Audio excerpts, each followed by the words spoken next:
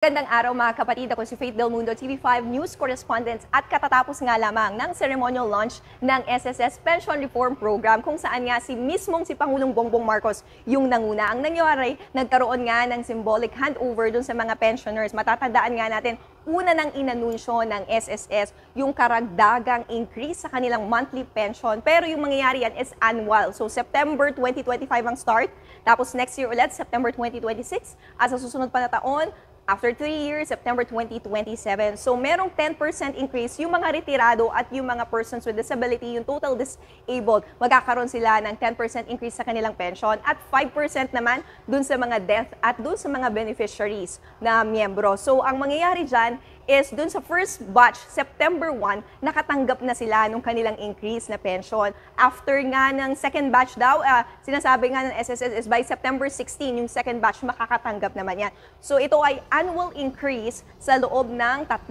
taon din yung kanilang pag-increase. Again, September 2025 yung increase, September 2026 at September 2027. So kabuuan, nasa 4 million yung magiging beneficiaries nito, yung mga pensioners. At nasa 93 billion din naman yung sabi nga nila na magiging pondo sa loob ng 3 taon.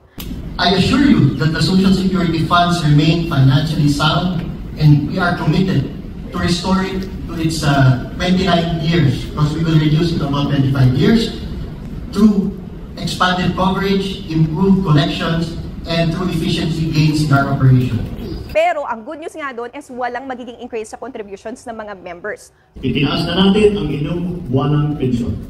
At taon-taon, ito'y tataas hanggang 2027 na walang dagdag na kontribusyon mula sa mga miyembro ng SSS. So ayon nga kay Pangulong Bongbong Marcos, hindi naman daw ito dahil sa kanyang paghahanda. So pabiro niya is 68 years old din siya. So ka-age nga din niya yung SSS na anniversary is 68. So hindi naman yan para raw paghahanda sa kanya ng pagretiro. At ang ginawa lamang ito is para talaga matulungan yung mga Pilipino na manggagawa. Especially nga dun sa kanilang pagsisikap, yung sa kanilang pagtsatsaga na magkaroon ng kaunting tulong at paghahanda dun sa kanilang retirement. Mayroon din silang mabigay dun sa kanilang mga apo at mga pambili ng gamot at kung ano-ano pang mga kailangan ng ating mga retirado. Kailangan natin gawin ito bilang pasasalamat sa ating mga kababayan na buong buhay na naglilingkod, nagtatrabaho para sa ating bansa, para makabili ng gamot, ng pagkain at iba pang mga pangangailangan nila. At yun, karamihan para maiakot sa mga apo. Payo nga rin ni Pangulong Bongbong Marcos sa mga pensioners na pagplanuhan ng mabuti ang kanilang kinabukasan at ang kanilang retirement. Mula dito sa Quezon City, Faith Del Mundo, News 5.